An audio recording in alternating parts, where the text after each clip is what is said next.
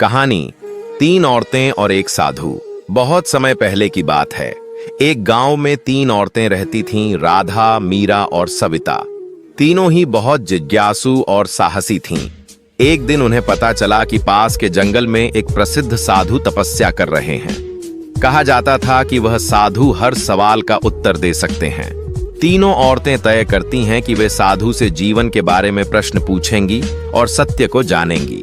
वे लंबी यात्रा करके साधु के पास पहुंचती हैं। साधु एक पेड़ के नीचे ध्यानमग्न बैठे थे। राधा ने पूछा, हे महात्मा, जीवन में सबसे जरूरी चीज क्या है? साधु ने मुस्कुराते हुए कहा, सबसे जरूरी चीज है सच्चा प्रेम बिना स्वार्थ के।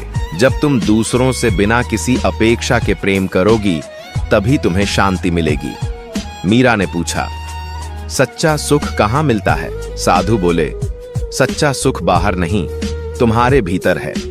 जब तुम अपने भीतर की आवाज सुनोगी, अपने मन की शांति को जानोगी, तभी तुम्हें सच्चा सुख मिलेगा। सविता ने पूछा, हम जीवन में कैसे निर्णय लें कि वह सही है या गलत? साधु ने पेड़ से एक पत्ता तोड़ते हुए कहा, जैसे यह पत्ता तब तक पेड़ से जुड़ा था जब तक इसका समय पूरा नहीं हुआ, वैसे ही तुम्हारा अंतर्मन तुम्हें संकेत देगा।